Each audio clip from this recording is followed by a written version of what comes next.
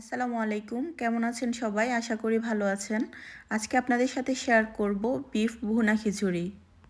এ পর্যায়ে আমি চুলায় প্যান বসিয়ে পেঁয়াজগুলো ভালো করে বেরেস্তা করে নিয়ে তারপরে আমি গরুর মাংসগুলো দিয়ে দিলাম। এগুলোকে কিছুক্ষণ নেড়েচেড়ে 4-5 মিনিট নেড়েচেড়ে পেঁয়াজ বেরেস্তার সাথে কিছুক্ষণ রান্না করে নেব। দেন তারপরে আমি শুকনো উপকরণগুলো এটার সাথে দিব। শুকনো উপকরণের মাঝে এখানে হলুদ গুঁড়া, মরিচ গুঁড়া, জিরা গুঁড়া, তারপরে তেজপাতা, এলাচ, দারচিনি এবং আমি একটু সামান্য সরিষার তেল দিয়ে নিয়েছি। এগুলো দিয়ে ভালো করে কষিয়ে মাংসগুলোকে রান্না করে নিব।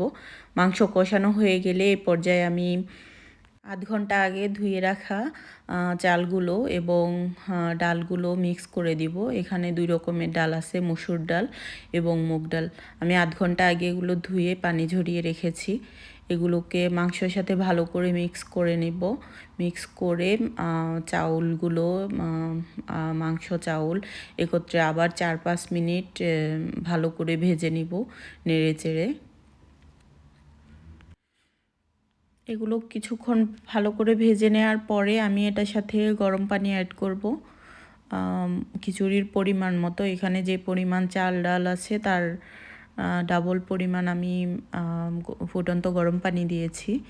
দিয়ে এর মাঝে আমি আবার কয়েক টুকরো গাজর এবং আলু দিয়েছি। সে ভিডিও ক্লিপটা নেওয়া হয় নাই।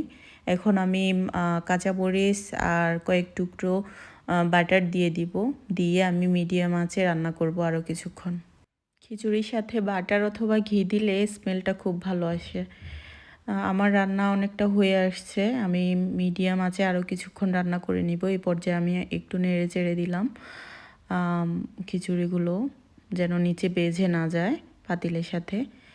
তো আমার রান্না অলমোস্ট হয়ে গেছে। আমি এখন এর উপরে পেঁয়াজ বেরেস্তা দিয়ে দিব। পেঁয়াজ বেরেস্তা দিলে ফ্লেভারটা ভালো আসে।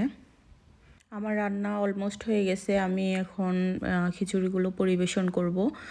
আর খিচুড়িগুলোর সাথে আমি আচার, তারপর শসা, কাঁচামরিচ, তারপর ডিম ভাজা, এটা দিয়ে আজকে আমি খিচুড়িটা পরিবেশন করব।